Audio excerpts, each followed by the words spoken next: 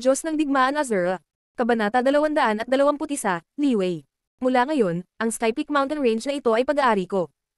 Bagamat ang tono ni Xingju ay sobrang lamig, ito ay parang namumula na kulog na sumabog sa pandinig ng lahat. Ang nangingibabaw na mga salita ay patuloy na umalangaw sa pandinig ng lahat, na naging dahilan upang ang mga tao mula sa anim na pangunahing puwersa ay makaramdam ng mga alon ng takot at pagkabalisa. Anong klaseng biro? Ang Sky Peak Mountain Range na ito ay kabilang sa aking teritoryo. Sa tingin mo ba makukuha lang ito dahil lang sa sinabi mo na sa iyo na ito? Gayunpaman, sa sandaling ito, ang lalaking nakasuot ng pulang damit ay hindi natatakot sa lakas na ipinakita ni Xingju. Talagang dinangan niya si Xingju.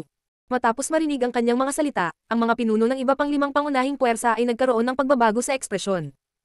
Hindi nila inaasahan na ang taong ito ay walang utang na loob. Malinaw na ipinakita ni Xingju ang napakalakas na lakas, ngunit nang ahas pa rin siyang maging mayabang. Nanghihingi lang siya ng gulo. Buzz. Nang matapos magsalita ang lalaki, kinuyam ni Xingju ang kanyang kanang kamay at nabuo ang Rising Dragon Soul Severing Blade na may dalang unos. Nang makita nila ang Rising Dragon Soul Severing Blade sa kamay ni Xingju, ang limang leader ay nagkaroon ng matinding pagbabago sa ekspresyon dahil naramdaman nila ang sobrang nakakatakot na kapangyarihan mula sa Rising Dragon Soul Severing Blade ni Xingju. Hindi ko narinig ng malinaw. Sabihin mo nga ulit. Matapos mabuo ang Rising Dragon Soul Severing Blade, ang sulok ng bibig ni Xingju ay tumaas sa isang malamig na ngiti. Gumamit siya ng walang pakialam na tingin upang sumulyap sa lalaking nakasuot ng pulang damit. Ako. Gayunpaman, nang tingnan niya ang walang pakialam na tingin ni Xingju, ang kahangahangang paraan ng lalaking nakasuot ng pulang damit mula noon ay ganap na nawala sa sandaling ito. Ito ay dahil naramdaman niya ang isang lubhang mapanganib na aura. Ito ay isang nakamamatay na pakiramdam. Swoosh! Biglang kumislap ang figure ni Xingju at agad na nawala sa kinatatayuan niya. Napakabilis ng kanyang bilis kaya hindi malinaw na makita ng limang pinuno ang mga galaw ni Xingju. Puff! Gayunpaman, sa sandaling ito, isang muffled sound ang biglang umalangaw mula sa posisyon ng lalaking nakasuot ng pulang damit. Nang mag-react ang lahat, nagulat sila nang makitang bumagsak na ang lalaki sa lupa at ang Rising Dragon Soul Severing Blade sa kamay ni Xingju ay sinaksak sa kanyang dibdib. Ang pinakakinasindak ng lahat ay sa sandaling ito, nagsimulang bumangon ang kakaibang itim at gininto ang apoy mula sa dibdib ng lalaking nakasuot ng pulang damit. Sa sobrang bilis, natakpan nito ang buong katawan niya. Nang mawala ang apoy, maging ang katawan at aura ng lalaki ay tuluyan ng nawala. Ang pag-atake ni Xingju ay talagang pumatay sa espiritual na katawan ng lalaki. May tumututol ba? Matapos patayin ang lalaking nakasuot ng pulang damit, muling iniwas ni Xingju ang kanyang walang pakialam na tingin sa iba pang limang pinuno. Ang dahilan kung bakit pinatay ni Xingju ang lalaking nakasuot ng pulang damit ay napakasimple. Nais niyang itatag ang kanyang prestihiyo. Ang lakas na ipinakita noon ni Xingju at ng iba pa ay sapat na para manginig sila. Gayunpaman, mayroon pa ring mga tao na naglakas loob na sumalungat sa kanila. Nangangahulugan ito na may mga tao pa rin sa kanila na hindi sineseryoso si Xingju at ang iba pa. Sa makatuwid, ang gustong gawin ni Xingju ay napakasimple. Gusto niyang ipaalam sa kanila kung ano ang kaya niya. Hindi ako mangangahas. Iyang master, dahil gusto mo ang teritoryong ito, natural na hindi kami mangangahas na pigilan ka. Gayunpaman, maaari ko bang malaman kung saang kapangyarihan ka kabilang? Sa pagtingin kay Xingju at sa iba pang nasa harapan nila, ang mga pinuno ng iba pang limang malalaking kapangyarihan ay hindi nang ahas na magpakita ng kahit kititing na kapabayaan. Mabilis silang tumayo sa isang maayos na hanay at magalang na humingi ng mga tagubilin. Bagamat sila ay labis na ayaw, sa harap ng ganap na lakas, hindi sila nang ahas na magpakita ng kahit kititing na pagsuway. Sa sandaling ito, sumuko na sila sa pakikipagkompetensya para sa Celestial Peak Mountain Range. Sa halip, gusto nilang paboran si Xingju. Bagamat ang lakas na ipinakita ni Xingju ay natigilan na sila, natuklasan nila na ang ilang taong nakatayo sa likod ni Xingju ay hindi mas mahina kaysa sa kanila. Ang ilan sa kanila ay mas malakas pa sa kanila, lalo na ang maliit na dragon at ang Thunder Leopard King. Masasabi nilang tatlo na silang dalawa ay mga demonyong halimaw. Ang mga demonyong halimaw ay mga hindi kilalang nilalang, at bihira silang makipag-ugnayan sa mga tao. Karaniwan, ang mga demonyong hayop na umabot na sa antas ng War King ay maghahanap ng kanlungan sa Beast City. Ang Beast City ay isa sa pinakamakapangyarihang kapangyarihan sa Toiring Sky Region, at isa rin itong paraiso para sa mga demonyong hayop. Gayunpaman, dahil ang maliit na dragon at ang Thunder Leopard King ay handang tumayo sa tabi ni Xingju, nangangahulugan ito na ang kapangyarihan sa likod ni Xingju ay dapat na pambihira. Higit pa rito, kinumpirma ng War Emperor aura na inilabas ng Heroic Emperor ang puntong ito. Saang kapangyarihan ako nabibilang? Itong Celestial Peak Mountain Range ang magiging kapangyarihan ko sa hinaharap. Nakikita ito, si Xingju ay nagpahayag ng isang mahinang ngiti at sinabi sa isang napakasiglang paraan. Kasi naman, hindi na namin kayo iistorbehin. Matapos marinig ang mga salita ni Xingju, naunawaan ng limang pinuno ang kahulugan sa likod ng mga salita ni Xingju. Alinman sa ayaw ni Xingju na ihayag ang katotohanan, o si Xingju at ang iba pa ay hindi kabilang sa anumang kapangyarihan. Gayunpaman, anuman ang mangyari, alam nila na ang isang bagong makapangyarihang kapangyarihan ay malapit nang lumitaw sa rehiyong ito, isang pag-iral na maaaring makipaglaban sa iba pang pinakamataas na kapangyarihan sa panlabas na rehiyon. Teka, nang malapit nang umatras ang limang pinuno, bigla silang pinigilan ni Xingju. Matapos marinig ang mga salita ni Xingju, ang mga ekspresyon ng limang pinuno ay nagbago ng husto. Damaloy ang napakaraming malamig na pawis sa kanilang mga noo. Nasaksihan na nila ang malupit na pamamaraan ni Xingju, kaya natakot sila na hindi sila pabayaan ni Xingju. Kung tutuusin, sa lakas ni Xingju, napakadali para sa kanya na patayin sila. May kailangan ako para pakiusapan kayo. Sa pagtingin sa limang lider na tumigil sa kanilang pagtakbo, sinabi ni Xingju na may mahinang ngiti. Matapos marinig ang mga salita ni Xingju, ang limang pinuno ay nagmamadaling sumagot ng magalang. Iyang master, huwag mag-atubiling sabihin sa amin kung ano ang kailangan mo. Talagang gagawin namin ang lahat ng aming makakaya upang matulungan ka. Sa loob ng 3 buwan, magtatatag ako ng bagong kapangyarihan sa Skypeak Mountain Range. Gayunpaman, ito ang unang pagkakataon ko rito, kaya wala akong masyadong alam tungkol sa mga puwersang nakapaligid. Kaya, kailangan kitang guluhin para tumulong. Magpapasa ako ng mensahe sa mga pinuno ng nakapaligid na puwersa. Walang pakialam na sabi ni Xingju. Napakalinaw ng kahulugan sa likod ng mga salita ni Xingju. Nais niyang magtatag ng bagong kapangyarihan sa Skypeak Mountain Range, at ang kanyang kapangyarihan ang magiging pinuno ng rehiyong ito. Matapos maitatag ang kanyang kapangyarihan, ang mga pinuno ng nakapaligid na puwersa ay kailangang batiin siya ng mga regalo upang ipakita ang kanilang pagsunod. Kung hindi, maaari silang harapin ang pagkalipol. Ito rin ang paraan na ibinigay ni Xiaolong, ang Thunder Leopard King, at ng iba pa kay Xingju para itatag ang kanyang kapangyarihan. Mayroong hindi mabilang na puwersa ng iba't ibang laki sa Toirang Sky Domain. Dahil gusto ni Xingju na itatag ang kanyang kapangyarihan dito, kailangan niyang makuha ang pagkilala ng lahat ng puwersa. Hindi bababa sa dapat siyang maging pinuno ng rehiyong ito. Pagkatapos lamang ay magiging kapaki-pakinabang para kay Xingju na palawakin ang panloob na rehiyon ng Toirang Sky Domain sa hinaharap. Iyang master, mangyaring makatitiyak. Talagang ipapasa namin ang iyong mensahe. Ang limang pinuno ay nasa Toirang Sky Domain sa loob ng maraming taon, kaya natural nilang naiintindihan ang kahulugan sa likod ng mga salita ni Xingju. Okay, kung gayon kailangan kong guluhin ang lahat. Nang makita iyon, ikanaway ni Xingju ang kanyang kamay at sumenyas na umalis na sila. Pagkatapos noon, hindi na nanatili ang limang pinuno at mabilis na umalis sa Skypeak Mountain Range kasama ang kanilang mga subordinate. Tanging ang mga subordinate ng lalaking nakasuot ng pulang damit ang nananatili sa Skypeak Mountain Range, hindi nangangahas na gumawa ng anumang paggalaw. Mula ngayon, tuluyan nang nawala ang kapangyarihan mo sa Toirang Sky Domain. Kung gusto mong sisihin ng isang tao, masisisi mo lang ang mayabang na pinuno mo. Gayunpaman, handa akong bigyan ng pagkakataon ang lahat. Basta't sumali kayo sa aking paksayon, sa hinaharap, tiyak na hahayaan ko kayong lahat na maranasan ang dignidad at kaluwalhatian na hindi nyo pa nararanasan noon. Sa pagtingin sa grupo ng mga tao na nagkatitagan, dahan-dahang tumalikod si Xingju at nagsalita sa isang mataas na espiritu na paraan. Ang iyong mga nasasakupan ay nagbibigay galang sa pinuno. Matapos marinig ang mga salita ni Xingju, ang 300 martial gods ay nagpalitan ng tingin sa isa't isa bago sila lumuhad sa lupa at sabay-sabay na sumigaw. Umalangaw ang kanilang dumadagandong na boses sa pangunahing tuktok ng Skypeak Mountain Range. Ang mga taong ito ay hindi mga tanga. Malinaw nilang nasaksihan ang lakas na ipinakita ni Xingju kanina. Noong una, inakala nila na pagkatapos patayin ni Xingju ang kanilang pinuno, papatayin din niya silang lahat. Ito ay isang pangkaraniwang pangyayari sa Toirang Sky Domain. Gayunpaman, hindi lamang handa si Xingju na iligtas ang kanilang buhay, ngunit gusto pa rin niyang sumapi sila sa kanyang kapangyarihan. Natural, sila ay higit sa payag dahil alam nila na ang paksayon na malapit ng itatag ni Xingju ay malamang na maging Panginoon sa rehiyong ito. Sa oras na iyon, ang kanilang katayuan ay natural na tumaas ng mabilis. Sa pagtingin sa 300 martial gods na nakaluhod sa lupa, mahinang ngumiti si Xingju. Bagamat alam niyang maaaring hindi tapat sa kanya ang grupong ito, buti na lang at katanggap-tanggap pa rin ang kanilang lakas. Bukod dito, si Xingju ay kakatatag pa lang ng kanyang paksayon, kaya kailangan niya ng ilang tao na humawak sa harapan at tumulong sa kanya. Pagkatapos noon, sinimulan ni Xingju na itatag ang kanyang ideal na paksayon sa Skypeak Mountain Range. Ayon sa terrain ng Skypeak Mountain Range, ang Xingju ay nagdisenyo ng isang sobrang dominanteng building complex.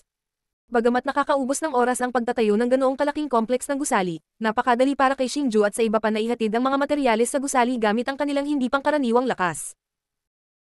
Sa loob lamang ng ilang araw, nakabili na sila ng 10,000 tonelada ng 1,000-year profound stones at dinala ang mga ito sa Skypeak Mountain Range. Higit pa rito, pagkatapos na malaman ng ilan sa mga nakapaligid na paksayon ang tungkol sa nakakatakot na lakas ni Xingju at ng iba pa, lahat sila ay dumating upang tumulong upang makakuha ng pabor kay Xingju. Nakahanap sila ng maraming construction worker para tulungan si Xingju na bumuo ng paksayon na nasa isip ni Xingju. Sa mahigit 10,000 construction worker na nagtutulungan, napakabilis na naitayo ang paksayon ni Xingju. Higit pa rito, kasama sina Xiaolong, Ying Huang, Uncle Pan, Old Kang, at ang iba pa na nangangasiwa sa gawain, si Xingju ay higit na nasisiyahang maging kalmado. Matapos ibigay ang mga disenyo ng mga palasyo na kanyang naisip, sinimulan niyang irak ang kanyang utak para sa pangalan ng kanyang pangkat. Noong una, gustong makipag-usap ni Xingju sa lahat para makabuo ng pangalan na masisiyahan ang lahat. Gayunpaman, iginiit ng lahat na si Xingju mismo ang pumili ng pangalan. Higit pa rito, pagkatapos may tayo ang paksayon, maaari silang kumuha ng anumang mga titulo tulad ng mga elder ng paksayon, ngunit ang posisyon ng pinuno ay kailangan kay Xingju. Naunawaan ni Xingju ang intensyon ng lahat, ngunit naging mahirap ito para kay Xingju. Dahil ang pangkat ay nagsimula ng magtayo, ang pangalan ng pangkat ay hindi masyadong casual. Sa makatuwid, isang simpleng pangalan ang naging dahilan upang maguluhan si Xingju sa loob ng kalahating buwan. Sa loob ng kalahating buwang ito, ang pangunahing rurok ng Sky Peak Mountain Range ay ganap na naalis ng libu-libong mga construction worker at eksperto. Ang tanging natitira ay ang pagtatayo ng mga palasyo.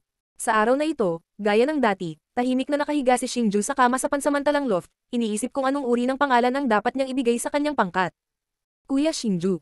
Sa sandaling ito, biglang dumating si Li Xiaohan sa loft kung saan naroon si Xingju. Anong problema, Xiaohan? Matapos makita si Li Xiaohan, ang orihinal niyang mukha na nakasimangot ay agad na naging excited. Sa mga araw na ito, tinutulungan ni Li Xiaohan si Xingju na bumuo ng paksayon at bihirang sumama kay Xingju. Sa makatuwid, nang makita niya ang kanyang minamahal, labis na natuwa si Xingju. Kuya Xingju, may kailangan akong kausapin sa iyo. Sumama ka sa akin. Matapos makita si Xingju, hinawakan ni Li Xiaohan ang kamay ni Xingju at hinayla palabas si Xingju. Xiaohan, anong nangyayari? Sa pagtingin sa nag-aalalang mukha ni Li Xiaohan, nagmamadaling nagtanong si Xingju. Nang marinig ang tanong ni Xingju, yumuko si Li Xiaohan sa tainga ni Xingju at mahiwagang sinabi. Hayaan mong sabihin ko sa iyo ang isang sikreto. Tila nakahanap kami ng isang kayamanan. Pagkatapos, ngumiti siya ng matamis at nagpatuloy sa pagtakbo patungo sa gitna ng pangunahing tuktok. Kayamanan. Matapos marinig ang mga salita ni Li Xiaohan, unang natigilan si Xingju. Pagkatapos, isang umaasang ngiti ang lumitaw sa kanyang naguguluhan na mukha. Ang kanyang figure ay naging bagzo ng hangin at hinabol si Li Xiaohan. Diyos ng Digmaan Azura. Kabanata 222, Azura God Iron. Ang Celestial Peak Mountain Range ay dating sinaunang bulubundukin na tinutubuan ng mga halaman at sinaunang puno. Bagamat mapanlin lang ang lupain, maganda pa rin itong lugar. Gayunpaman, mula nang bumaba ang Heavenly Flames, ang buong Celestial Peak Mountain Range ay naging baog na bulubundukin. Bukod dito, ang kulay abuputi ng mga bato ay naging jet black. Mula sa malayo, ito ay tila isang Blackstone Mountain Range. Hindi banggitin ang magagandang tanawin, ang kasalukuyang Celestial Peak Mountain Range ay nagbigay ng kakaibang pakiramdam. Matapos ayusin ng 10,000 manggagawa ang pangunahing taluktok ng Celestial Peak Mountain Range sa loob ng kalahating buwan, naging malinis itong lupain na may circumference na 100 milya. Ang mga matataas na gusali ay nagsimulang tumaas mula sa lupa, at may orihinal na plano na magtayo ng isang malaking plaza sa gitna ng pangunahing tuktok. Gayunpaman, ang ikinagulat ng lahat ay ang kapirasong lupa na ito ay lubhang kakaiba. Halimbawa, kung tatakpan ito ng malalalim na bato ngayon, ang malalalim na bato ay magsisimulang matuno kinabukasan. Upang malaman ang dahilan ng kakaibang pangyayaring ito, nagpa siya si Elder Fang na hukayin ang kapirasong lupa na ito upang makita kung maaari niyang malaman ang dahilan. Habang naguhukay sila, nakahukay talaga sila ng kakaibang bagay. Ito ay isang itim na globo na may diameter na halos 2 metro. Mula sa hitsura nito, mas mukhang isang piraso ng itim na iron ore dahil hindi ito naglalabas ng anumang nakakasilaw na liwanag, at wala rin itong kakaibang phenomenon. Wala silang makitang kakaiba tungkol dito. Gayunpaman, tiyak na bagay na ito ang nakakuha ng atensyon ni Elder Fang. Sa sandaling ito, pinalis na ni Elder Fang ang walang kaugnayang mga tao at nagpadala ng mga tao upang isara ang paligid. Tanging ang mga nanggaling sa Yufeng Pavilion ang maaaring pumasok. Sa sandaling ito, bukod kina Xingju at Li Xiaohan, halos lahat ay lumapit sa kakaibang bagay at nagsimulang mag-imbestiga kung ano ito. Kahit na ang bagay na ito ay tila walang anumang espesyal sa ibabaw, ang isang tao ay maaaring makadama ng isang nakakatakot na kapangyarihan mula dito kung ibubuhos nila ang kanilang espiritual na lakas dito.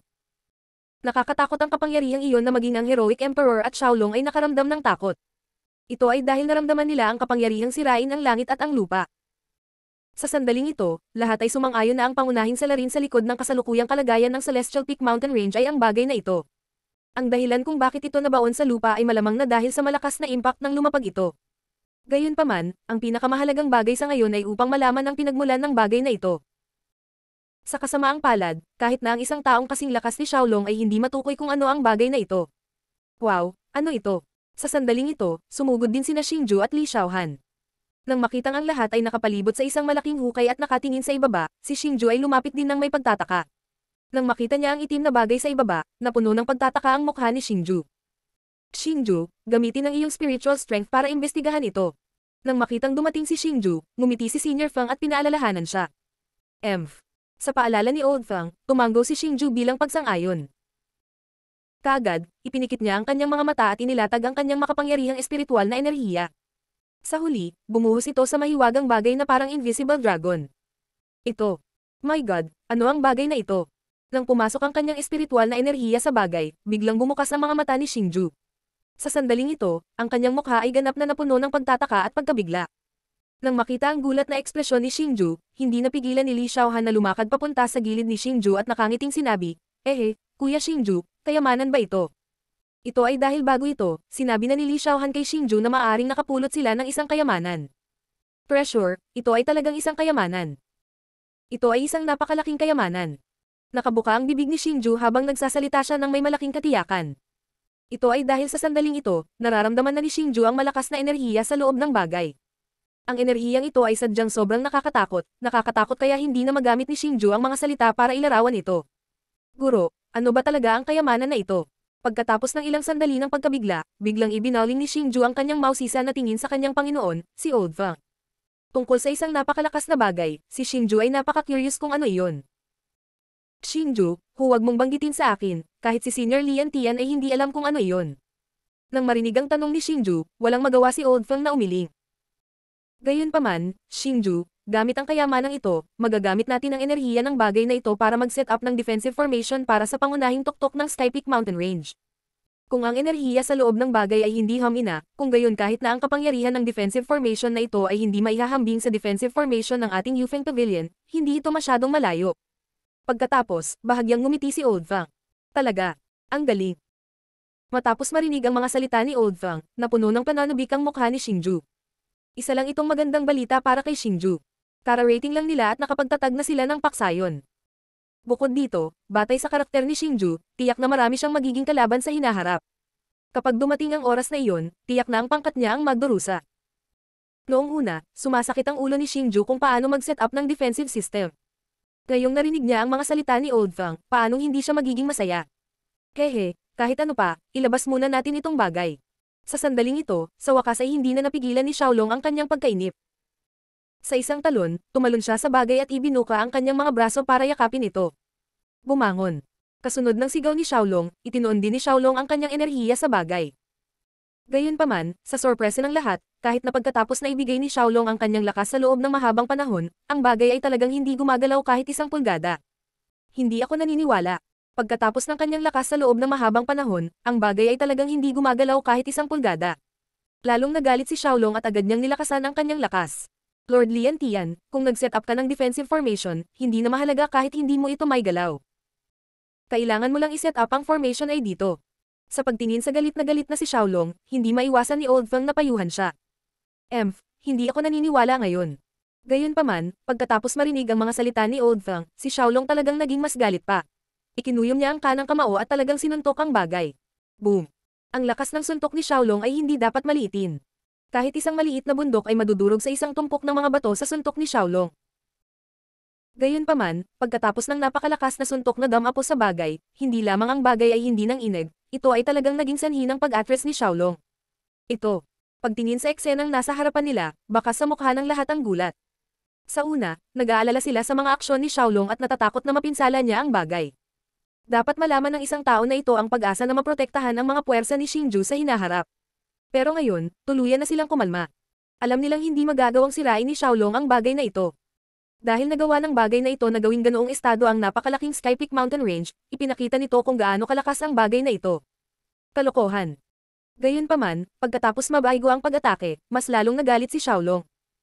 Sa sandaling ito, ang kanyang orihinal na pulang mukha ay magiging kulay ube habang siya ay naglalabas ng malalaking subo ng galit.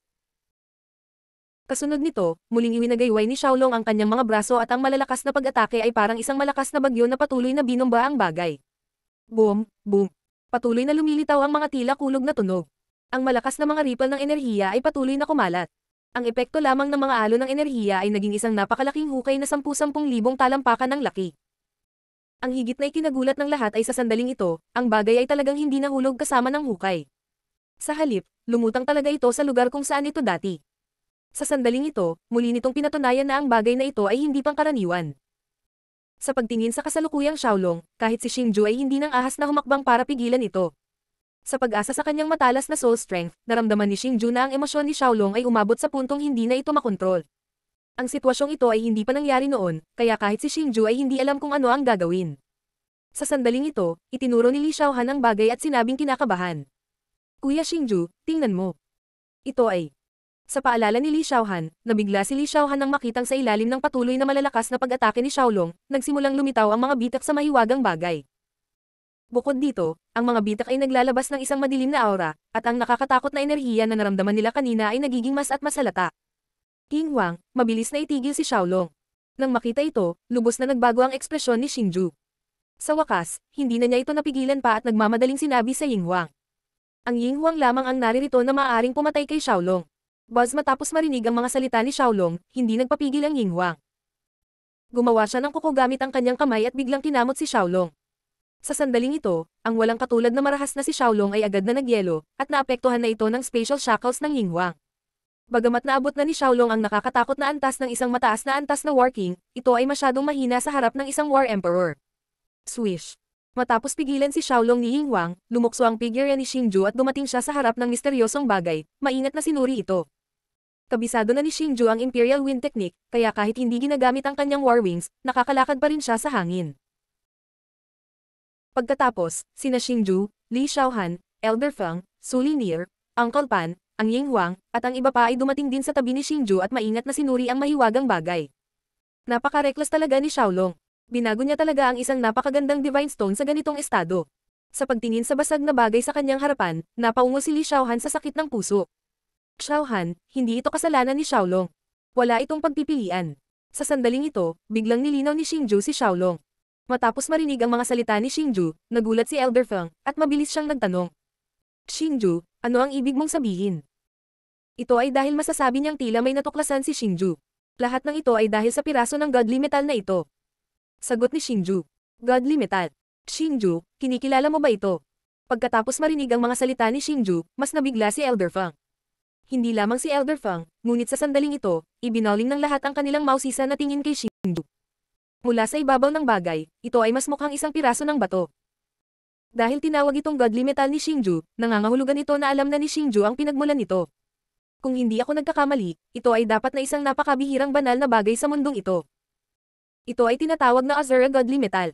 Sa sandaling ito, si Xingju ay nagpakawala ng mahabang buntong hininga at dahan-dahang sinabi. Diyos ng Digmaan Azura.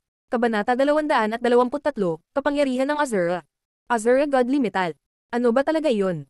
Matapos marinig ang mga salita ni Xingju, hindi na napigilan ng mga tao ang kuryosidad sa kanilang mga puso habang ibinaling nila ang kanilang nagtataka at nagtatanong na mga tingin kay Xingju. Hindi ako masyadong sigurado tungkol sa pinagmulan ng Azura Godly Metal. Ang alam ko lang ay ang Azura Godly Metal ay isang pinakamataas na kayamanan sa pagitan ng langit at lupa. Sa mga tuntunin ng pambihira, ito ay mas mahalaga kaysa sa isang espiritu. Sa madaling salita, ang bagay na ito ay umiiral lamang sa mga alamat at wala pang nakakita nito dati. Nang marinig ang mga tanong ng karamihan, ngumiti si Xingju habang sumagot. Ang Azura Godly Metal ay orihinal na nabuo mula sa kapangyarihan ng Azura. Kapag ang kapangyarihan ng Azura ay sumanib sa lupa, pagkatapos ng libu-libong taon ng pagpipino, ang kapangyarihan ng Azura ay maaaring pinuhin ang nakapalibot na mga bato upang maging isang hindi masisirang banal na metal. Ito ang dahilan kung bakit ito tinatawag na Azura Godly Metal. Nang marinig ang mga tanong ng karamihan, dahan-dahang nagpaliwanag si Xingju. Para sa mga katangian ng Azura Godly Metal, nakuha ito ni Xingju mula sa Supreme Sword Technique na ibinigay sa kanya ng misteryosong eksperto sa Boundless Sea Region. Kahit na ang Supreme Sword Technique ay isang sword technique na martial technique, naglalaman ito ng paraan upang pagsamahin ang martial techniques.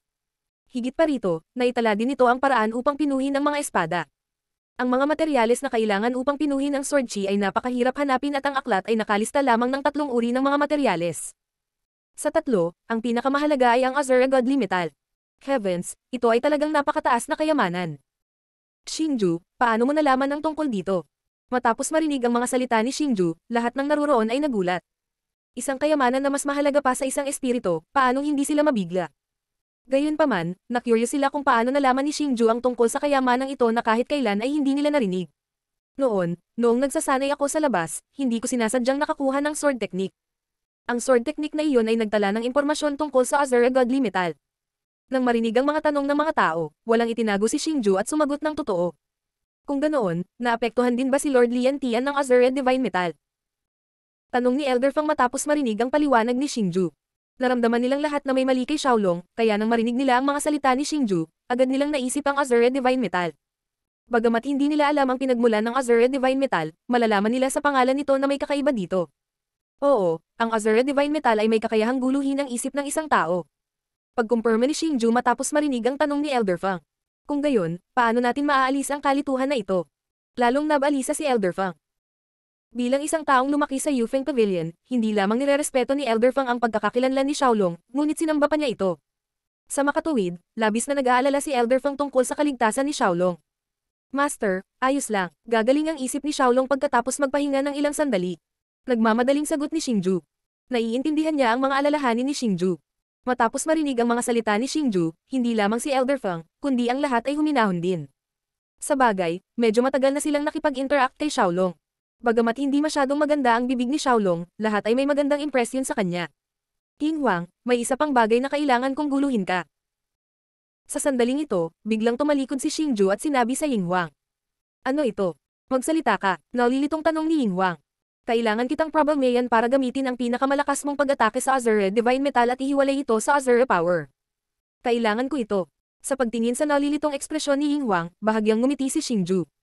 Kuya Xingju, ano ang kailangan mo? Matapos marinig ang mga salita ni Xingju, hindi lamang ang Ying Huang, kundi ang lahat ay natigilan. Tanong pa ni Li Xiaohan na may pag-aalala. Xiaohan, ang Azure Divine Metal ay isang banal na bagay na umiiral lamang sa mga alamat. Ito ang pinakamahusay na material upang pinuhin ng mga artifact. Bukod dito, ang tunay na core ng Azure Divine Metal ay ang Azure Power na nasa loob nito. Para magawang gawing ganitong estado ang Celestial Peak Mountain Range, ito rin ay gawa ng Azure Power. Sa makatuwid, hanggat ang Azure Power ay naruroon pa, maaari pa rin itong gamitin upang i-activate ang defensive formation. Bukod dito, ang Azure Power ay hindi isang bagay na maaari nating sirain. Kahit na ang pag-atake ng Ying Huang ay maaaring paghiwalayin ito mula sa Azure Divine Metal, hindi nito magagawang sirain ang pangunahing katawan ng Azure Power. Na parang nakikita si Li Xiaohan at ang mga alalahanin ng iba, dahan-daang ipinaliwanag ni Xingju. Ito ay isang maliit na bagay lamang. Ipaubaya mo na sa akin. Matapos marinig ang mga salita ni Xingju, naunawaan din ni Ying Huang at ng iba pa ang nangyayari. Nagsimula na ring umatras ang lahat. Pagkatapos ng lahat, ang pag-atake ng isang Battle Emperor ay hindi maliit na bagay. Lahat sila ay natatakot na madamay. Ying Huang, gumamit ng pangmatagalang pag-atake. Huwag hawakan ang Azure Divine Metal gamit ang iyong katawan. Sabi ni Xingju sa Ying Huang habang mabilis siyang lumipad sa malayo. Matapos umatras ang lahat, ibinuka rin ni Ying Huang ang kanyang madilim na pulang pakpak at pumailang lang sa kalangitan. Naikuyom niya ang kanyang mga kamao at sinuntok ang Azure Divine Metal sa ibaba. Sumambulat ang dalawang hindi mapapantayang malakas na War Chi. Dalawang maitim na pulang War Chi ang sumambulat na parang dalawang galit na dugong dragon. Sa isang matalim na pagsipol at nakakatakot na kapangyarihan, sila ay sumabog patungo sa Azure Divine Metal. Boom, boom boom. Dalawang walang katulad na malakas na war auras ang binumba ang Azure Godly Metal. Habang kumakalat ang mga alon ng enerhiya, maging ang tuktok ng Sky Peak Mountain Range ay bahagyang yumanig dahil dito.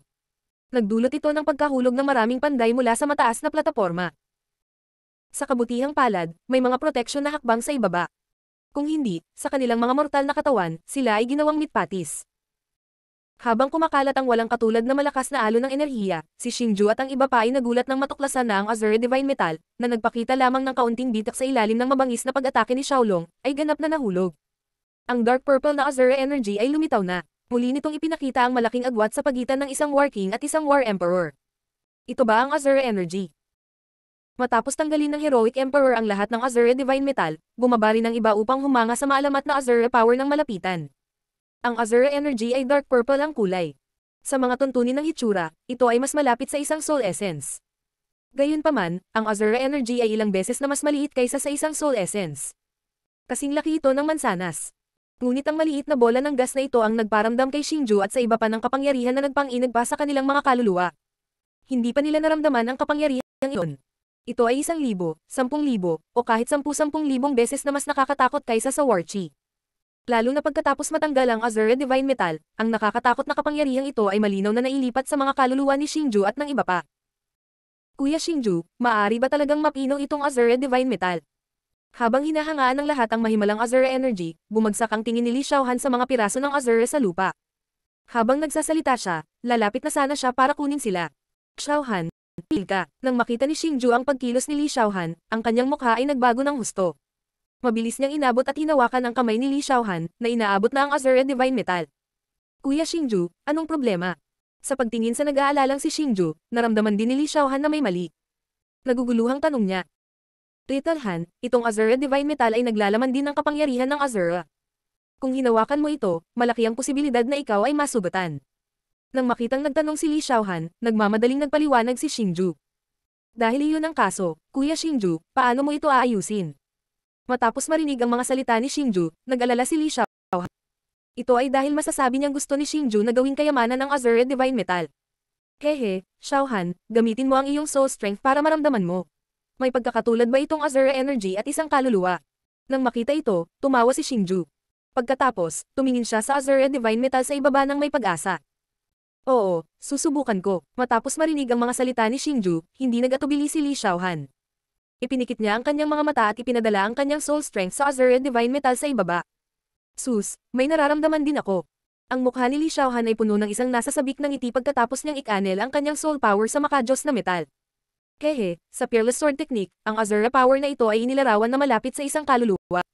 Ito ay hindi lamang ang anyo, kahit na ang esensya ay napakalapit. Bukod dito, ang kapangyarihan ng Azure ay labis na marahas, kaya kahit na ang Azure Divine Iron ay ihiwalay mula sa kapangyarihan ng Azure, ito ay aabutin pa rin ng ilang daang taon. Pagkatapos lamang na mawala ang kapangyarihan ng Azure sa Azure Divine Iron ay maaari itong mawala. Ginagamit upnuhin. Ngunit pakiramdam ko ay magagamit nating dalawa ang Soul Refinement Method para direktang pinuhin ang Azure Power sa loob ng Azure Divine Metal. Bagamat hindi nito mapapalaki ang ating Soul Strength, maaaring mapataas nito ang ating pisikal na lakas sa pamamagitan ng medyo. Nakangiting paliwanag ni Xingju. Xingju, ang Azure Power na ito ay napakalakas. Hindi ba masyadong delikado para sa iyo na pinuhin ito? Nag-aalalang sabi ni Elder Feng matapos marinig ang mga salita ni Xingju. Hindi lang siya, tumanggo rin ang iba bilang pagsang-ayon. Naramdaman nilang lahat kung gaano kakilakilabot ang Azure Power, kaya nag-aalala sila para kay Xingju. Hindi nila akalain na may makakadalisay sa gayong marahas na kapangyarihan. Guro, huwag kang mag-alala. Ang kapangyarihan ng Azure sa Azure Divine Metal ay bakas lamang ng liwanag ng bituin sa malawak na mabituing kalangitan. Ang kapangyarihan nito ay malayo sa kasingrahas ng kapangyarihan ng Azure mismo. Hindi ito dapat maging napakahirap para pinuhin ito. Bukod dito, naitala din ng walang kapantay na sword technique na ang kapangyarihan ng Azure sa Azure Divine Metal ay talagang mapapadalisay. Nagmamadaling paliwanag ni Xingju nang makita niya ang kinakabahang ekspresyon ng lahat. Paanong hindi alam ni Xingju kung gaano kitakat ang kapangyarihan ni Azure? Gayunpaman, alam din niya na ang kapangyarihan ng Azure sa Azure Divine Metal ay napakahina at maaaring pinuhin. Bukod dito, nabanggit din ito sa pamamaraan ng walang kapantay na espada. Ang mga makapangyarihan ay maaari talagang pinuhin ang kapangyarihan ng Azure at gawing sarili nilang lakas. Bagamat hindi sapat ang kapangyarihan ni Xingju at Li Xiaohan, mayroon talaga silang paraan upang pinuhin ang marahas na bagay ng paraan ng soul refinement. May ganun. Ibig sabihin nakapulot na talaga tayo ng kayamanan sa ngayon. Matapos marinig ang paliwanag ni Xingju, ang mukha ni Elder Feng ay puno ng nasasabik na ngiti. Bilang isang guro, higit kanino man ang inaasahan niya na ang kanyang alagad ay mabilis na lumaki at lumakas. Diyos ng Digmaan Azure. Kabanata 224, Pagpipino.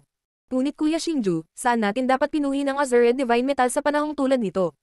Sa sandaling ito, nagtaas ng kritikal na tanong si Li Xiaohan. Sa kasalukuyan, ang Skypeak Mountain Range ay sumasailalim sa malawakang konstruksyon. Maging ang kanilang mga tirahan ay pansamantalang pavilion. Kailangan nila ng isang tahimik na lugar upang pinuhin ang Azure Divine Metal at hindi maabala. Ang Azure Divine Metal ay nahawahan ng kapangyarihan ng Azure. Sa paglipas ng panahon, ito ay sumanga. Kung mas mabilis nilang pinino ito, mas magiging maganda ang epekto nito. Sa makatuwid, kung saan upang pinuhin ang Azure Divine Metal ay naging isang problema. Buzz. Matapos marinig ang mga salita ni Li Xiaohan, iwinagayway ng Xingju ang kanyang manggas at ang Azure Divine Metal sa lupa ay inilagay sa kanyang storage bracelet. Matapos itago ang Azure Divine Metal sa kanyang storage bracelet, kumpiyansa na sinabi ni Xingju kay Li Xiaohan. Kung gusto mong pinuhin ang Azure Divine Metal, magagawa mo ito sa aking storage bracelet. Haha, Kuya Xingju, napakatalino mo. Natauhan si Li Xiaohan. Halos nakalimutan na niya na si Xingju ay may napakahimala na storage bracelet. Noong una silang pumasok sa Ancient Ruins, pinasok niya ang storage bracelet ni Xingju kasama sina Huyu at Lin Yi. Hindi lamang may hangin sa storage bracelet ni Xingju, ngunit mayroon ding mga bundok at ilog. Bagamat ang lahat ng ito ay isang ilusyon, ito ay nagbigay ng pakiramdam ng isang mundo. Ito ay talagang isang magandang lugar upang pinuhin ang Azure Divine Metal. Dahil iyon ang kaso, walang oras na mawawala. Dapat kayong dalawa ay mabilis na pumasok sa storage bracelet ni Xingju at pinuhin ang Azure Divine Metal. Nang makita ito, si Old Fang, na nakatayo sa gilid, ay nagmamadaling hinihintay. Ang matandang ito ay umaasa na ang kanyang alagad ay maaaring lumaki ng mas mabilis kaysa sa iba. Hanggat iniisip niya ang tungkol sa pagpino ng Azure Divine Energy sa Azure Divine Metal, ang lakas ni Xingju ay tataas muli, ang matanda ay hindi na makapaghintay pa. Lahat, ang pagpipino sa pagkakataong ito ay maaaring mangailangan ng ilang oras. Kailangan kong problemayan ang lahat upang mabuo ang puwersang ito. Makita ito, pinagsalikop ni Xingju ang kanyang mga kamay at inilibot ang kanyang pasasalamat na tingin sa karamihan. Mula nang itatag ang organisasyon, ang mga taong nakapaligid sa kanya ay binigyan lamang si Xingju ng isang simpleng gawain, na kung saan ay magkaroon ng isang dominanteng pangalan para sa organisasyon. Hindi na nila siya hinayaang gumawa ng kung ano-ano kaya naman sobrang hiya niya. Sa ngayon, hindi lang si Xingju ang hindi nakaisip ng pangalan para sa paksayon, napunta rin siya sa pag-iisa. Sa oras na siya at si Li Xiaohan ay lumabas, ang paksayon sa Skypeak Mountain Range ay natapos na. Sa oras na iyon, magagawa niyang samantalahin ang sitwasyon bilang pinuno. Mabaho brat, bakit ang galang mo sa amin? Hindi mo ba kami tinatrato na parang tagalabas? Sige, iwan mo sa akin ang iyong storage bracelet para sa pag-iingat. Kapag lumabas ka sa pag-iisa, ipinapangako kong bibigyan kita ng isang palasyo na hindi mas mababa sa Yufeng Pavilion. Matapos marinig ang mga salita ni Xingju, ang karamihan ay tila ayaw bumangon. Sa sandaling ito, muling hinimok ni Elder Fang si Xingju nang nakangiti. Nang makita ito, hindi na nagsalita pa si Xingju. Hinubad niya ang storage bracelet sa kanyang pulso at ibinigay ito kay Elder Fang. Ramdam ni Xingju ang mga inaasahan ng lahat sa kanya, at ang tanging magagawa niya ay matupad ang inaasahan ng lahat. Xiaohan, alis na tayo. Pagkatapos ibigay ang storage bracelet kay Elder Fang, ngumiti si Xingju at sinabi kay Li Xiaohan sa tabi niya. Matapos ipasok ang storage bracelet, kahit na si Xingju ay maaaring pumasok at lumabas dito gamit ang kanyang isip, si Li Xiaohan ay dapat pahintulutan na pumasok sa storage bracelet na may pahintulot ni Xingju. Kung hindi, ito ay magiging imposible. Sige. Nang makita ito, bahagyang tumanggo si Li Xiaohan. Buzz. Matapos tumanggo si Li Xiaohan, na may pag-iisip mula kay Xingju, ang dalawa sa kanila ay pumihit at naging dalawang sinag ng liwanag, na sumanib sa storage bracelet. Ang ganda talaga ng scenery dito. Matapos ipasok ang storage bracelet, tiningnan ni Li Xiaohan ang magagandang tanawin sa di kalayuan. Damdamang banayad na simoy ng hangin, hindi niya naiwasang maging masaya. Sa sandaling ito, biglang nagtanong si Li Xiaohan. Brother Xingju, bakit hindi ko makita ang iyong mga kayamanan sa storage bracelet? Sa loob ng storage bracelet ni Xingju, mayroon ng ilusyon na mundo. Masasabing napakaganda ng mga tanawin sa paligid, ngunit ito ay para lamang sa dekorasyon. Ang tunay na function ng storage bracelet ay mag-imbak ng mga item. Ang ikinagulat ni Li Xiaohan ay hindi niya mahanap kung saan nakaimbak ang mga kayamanan ni Xingju. Nang makita ito, hindi napigilan ni Xingju nang umiti at itinuro ang isang lugar na hindi kalayuan. Doon. Buzz. Nang tumingin si Li Xiaohan sa direksyon na itinuro ni Xingju, laking gulat niya nang matuklasan niya na ang isang palasyo ay dahan-daang lumilitaw sa hindi kalayuan. Ito ang lugar kung saan nakatago ang mga kayamanan sa imbakan na Pulse Ares. Sa totoo lang, laging naroon ang palasyo. Kaya lang itago ito ni Xingju sa kanyang mga iniisip. Sa simula, ang lugar kung saan nakatago ang mga kayamanan sa storage bracelet ay isang maliit na silid lamang. Gayunpaman, habang dumarami ang mga gamit ni Xingju, lumaki rin ang silid. Kahit na ito ay naging isang marangyang palasyo, maaari itong maging isang mas malaking gusali sa hinaharap. Hehe, medyo mahiwaga. Tingnan ko kung anong mga kayamanan ang itinago ni Kuya Xingju. Sa pagtingin sa palasyo na biglang lumitaw, biglang naging excited si Li Xiaohan. Pagkatapos, pumasok siya sa gate ng spirit formation ng palasyo. Sa orihinal, maliban kay Xingju, walang ibang makakapasok sa gate ng spirit formation. Gayunpaman, sa parehong oras, si Xingju ay may control din sa gate. Hanggat gusto ni Xingju na may pumasok, maaaring pumasok ang taong iyon. Nakatingin kay Li Xiaohan, na puno ng kagalakan habang papasok sa palasyo, ngumiti si Xingju.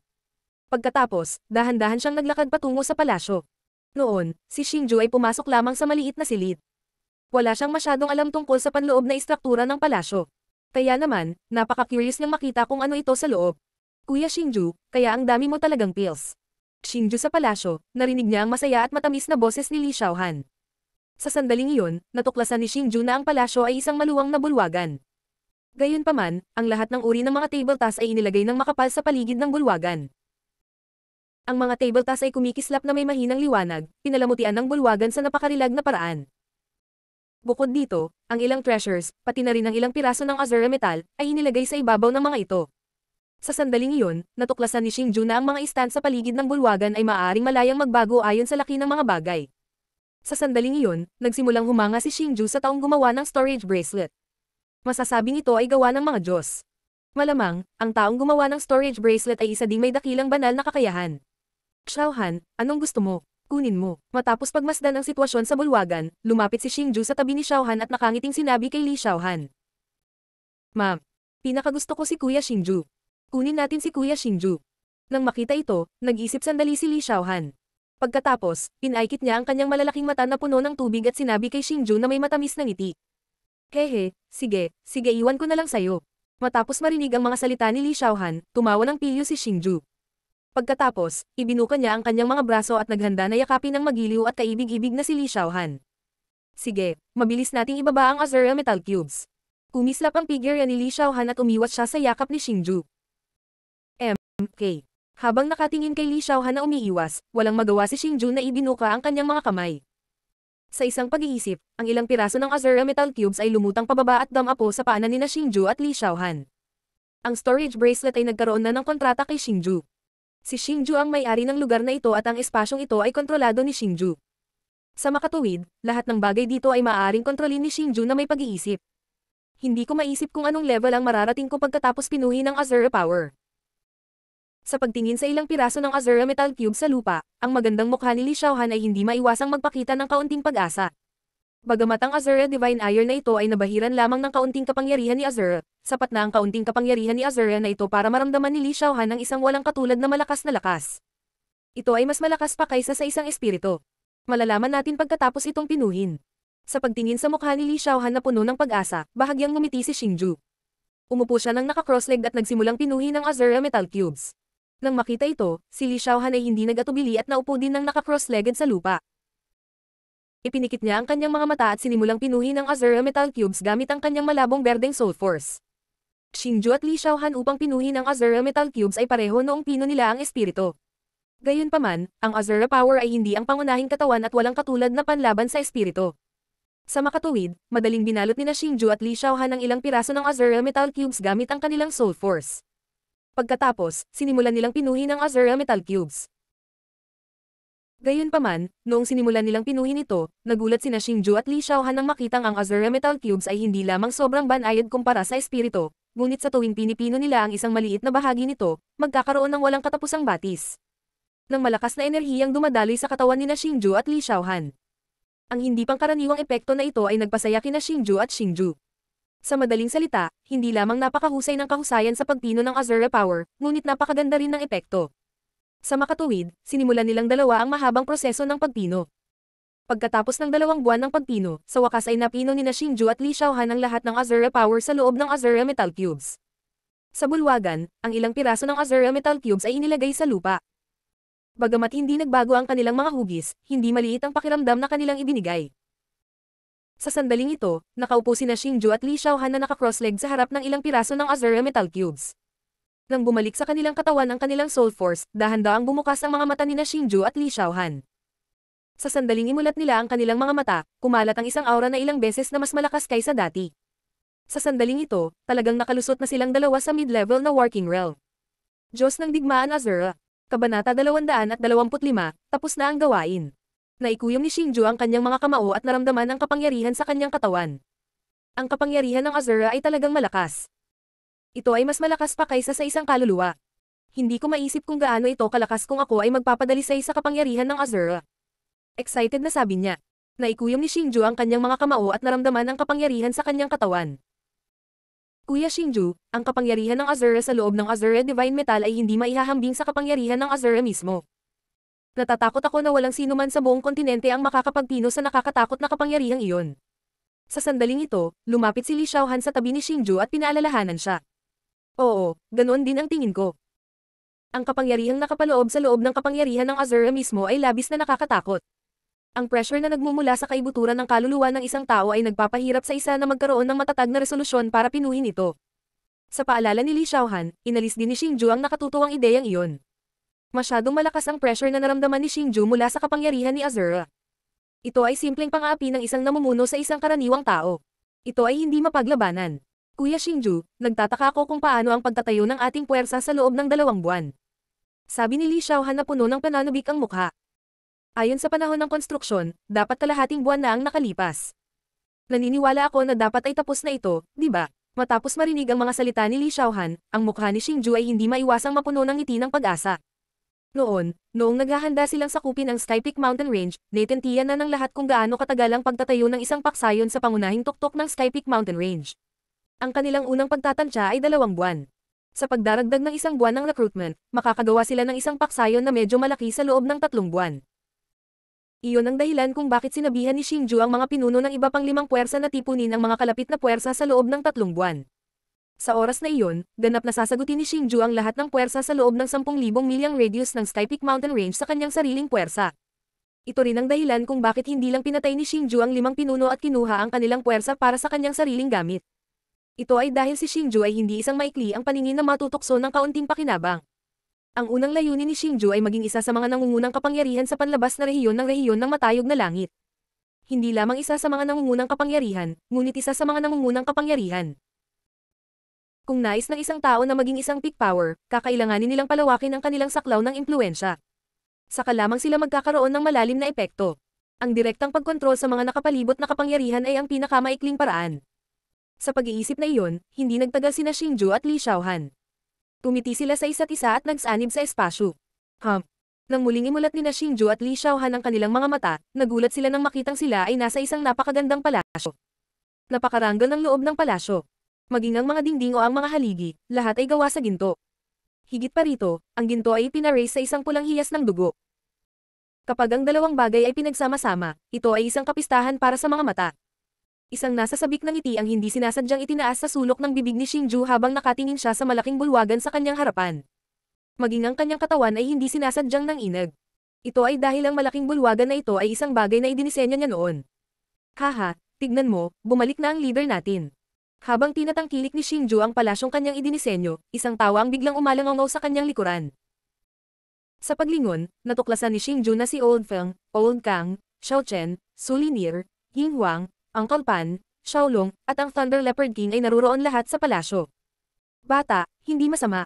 Talagang nakalusot ka na sa mid-level na working realm. Sa sandaling ito, dumating si Xiaolong sa harap ni Xingju. Pagkatapos sukatin si Xingju, sinabi niya na may gulat ng ngiti sa kanyang mukha. Bagamat si Xiaolong ay naapektuhan ng Azura power sa oras na iyon, pagkatapos niyang magkamalay, nagsimula siyang magtanong tungkol sa nangyari. Kaya naman, nalaman niya ang nangyari. Kehe, malapit na akong maabyutan. Nang makita ito, ibinuga ni Xingju ang kanyang dibdib at buong pagmamalaki kay Xiaolong. Hahaha, ang galing. Ang bilis mo akong maabyutan, mas maganda. Ang ikinagulat ni Xingju ay hindi nagalit si Xiaolong sa kanyang mga sinabi. Sa kabaligtaran, siya ay napya. Sa hitsura nito, talagang umaasa si Xiaolong na ang lakas ni Xingju ay maaaring lumago ng mas mabilis. Kapag naisip niya ito ay may kahulugan. Alam ni Xingju na ang tunay na lakas ni Xiaolong ay tiyak na hindi lamang sa mataas na antas ng Combat King Realm. Pagkatapos ng lahat, ang unang Pavilion Master ay ang pinakamatibay na pag-iral sa Chanwo Continent, at bilang Vice Pavilion Master, si Xiaolong ay natural na hindi mahina. Bagamat hindi pa nabanggit ni Xiaolong ang kanyang lakas sa nakaraan, nahulaan ni Xingju na kahit na ang lakas ni Xiaolong ay hindi kasing lakas ng unang Pavilion Master, hindi ito dapat na mas mahina. Kung hindi, hindi mabibigo ang unang Pavilion Master. Marahil, pagkatapos na mabawi ni Xiaolong ang kanyang lakas, siya ang magiging pinakamalakas na buhay sa kontinenteng ito. Haste, buti nakabalik ka, buti nakabalik ka. Kung hindi, kapag ang lahat ng kapangyarihan ay dumating upang batiin kami pagkatapos ng kalahating buwan, hindi lamang kami magkakaroon ng pangalan, hindi kami magkakaroon ng pinuno. Iyon ay magiging isang biro. Sa sandaling ito, lumakad si Elder Fang at ang iba pa na may nakaka-relax na mga ngiti sa kanilang mga mukha. Habang nagsasalita sila, casual na ibinigay ni Elder Fang ang storage bracelet ni Xingju kay Xingju. Master, salamat sa iyong pagsusumikap. Matapos matanggap ang storage bracelet, hindi maiwasan ni Xingju na yumuko kay Elder Fang at sa iba. Mula sa mga salita ni Elder Fang, masasabi niyang natapos na ang pagtatayo ng kanyang paksayon. Gayunpaman, ang ikinahihiya ni Xingju ay siya ang gustong bumuo ng kanyang paksayon, ngunit sa huli, lahat ng iba pa ang tumulong sa kanya, habang siya mismo ang nagtungo sa paglilinang. Mabahong brat, tinatrato mo pa ba kami na parang outsider? Tara na, bilisan natin kung nasiyahan ka sa paksayon mo. Napangiti si Elder Fang nang makita niya ang pagpapasalamat ni Xingju. Matapos tapikin ng balikat ni Xingju sa masayang paraan, biglang bumukas ang Scarlet Battle Wings. Sa isang pakpak ng mga pakpak, si Elder Fang ay naging isang sinag ng liwanag at bumaril patungo sa labas. Little Han, tingnan natin ang pangkat natin. Nang makita ito, ang mukha ni Xingju ay puno ng umaasang ngiti. Lumakad siya pasulong at sinundan si Elder Fang. Swoosh swoosh swoosh. Sa likod ni Xingju, ngumiti din ang iba. Binuksan nila ang kanilang battle wings at sinundan si Elder Fang. Nang lumipad si Xingju palabas ng bulwagan at dumating sa labas, nagulat siya sa lahat ng nasa harapan niya. Sa madaling salita, si Xingju ay labis na nasasabik at ang kanyang emosyon ay lumakas. Ito ay dahil sa ngayon, sa harap niya ay hindi na ang mga tigang na bundok at kapatagan. Sa halip, ito ay isang napakagandang building complex na umaabot hanggang sa nakikita ng mata. Ang nakasisilaw na mga gusali ay nakaayos ng maayos at sa isang tiyak na posisyon. Hindi lamang ito kahanga-hanga, ngunit ito rin ay pahira. Sa kasalukuyan, ang paksayon sa ilalim ng mga paa ni Xingju ay hindi mas mababa sa Yufeng Pavilion o sa Nanggang Family. Alam ni Xingju na upang makapagtayo ng gayong marangyang palasyo sa loob ng maikling panahon ng 2 buwan, bukod sa pagsusumikap ng mga dalubhasang manggagawa, hindi rin ito maihiwalay sa mga pagsisikap ni Elder Fang at ng iba pa. Kuya Xingju, tumingin ka doon. Sa sandaling ito, lumapit si Li Xiaohan sa gilid ni Xingju at itinuro ang gitna ng building complex. Nang tumingin si Xingju, laking gulat niya nang makitang sa gitna ng building complex, mayroong isang tore na libu-libong talampakan ang taas. Ang tore na ito ay napapaligiran ng mga ukit ng isang mayabang na dragon na bato. Umikot ang batong dragon sa kahabaan ng tore hanggang sa marating ang tuktok ng tore. Sa tuktok ng tore, mayroong isang madilim na lilang liwanag na nagniningning. Oh my God, ito ay ang Azura Force. Ang Azura Force ay inilabas. Sa pagtingin sa madilim na lilang liwanag sa tuktok ng tore, alam ni Xingju na iyon ay ang Azura Force. Ang naisip ni Elder Fang at ng iba ay talagang nakamit. Xingju, sumunod ka sa akin. Ipapakita ko sa iyo ang kapangyarihan nitong defensive force. Sa sandaling ito, nakangiting sinabi ni Elder Fang kay Xingju. Sa isang paglukso, siya ay naging isang sinag ng liwanag at lumipad palabas ng complex ng gusali. Sa sandaling ito, tuwang-tuwa ring lumipad ang maliit na dragon patungo sa tore sa gitna. Malamang na ay activate nito ang defensive formation. Nang makita ito, hindi mapigilan ni Xingju ang pananabik sa kanyang puso. Bigla niyang ikinapak ang madilim na pulang pakpak sa likod niya at sinundan si Elder Fang. Sa sandaling ito, sumunod din si Li Xiaohan at ang iba pa. Wow, ang ganda.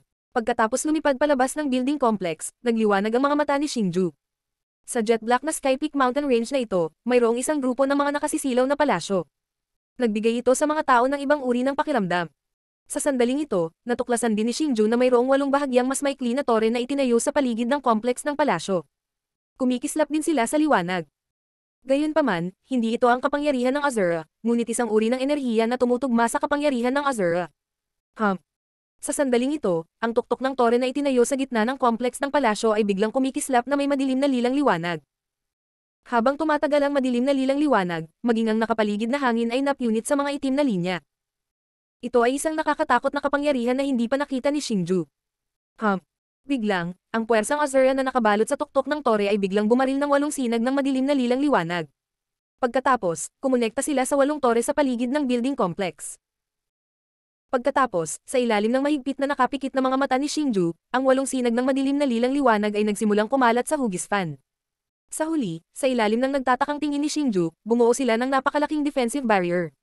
Ang napakalaking dark purple na hadlang ay bumalot na sa isang malaking lugar ng complex ng palasyo. Kahit na ang density ng Azura power ay lubhang nabawasan pagkatapos mahati, at ang orihinal na siksik na dark purple na kulay ay naging translucent dark purple na kulay, nararamdaman pa rin ni Xingju ang nakakatakot na kapangyarihan sa loob ng napakalaking defensive barrier na ito. Ang ganitong uri ng hindi masisira na pakiramdam ay hindi mas mababa sa Great Pavilion Protecting Formation na personal na itinayo ng unang henerasyong Pavilion Master ng Imperial Wind Pavilion.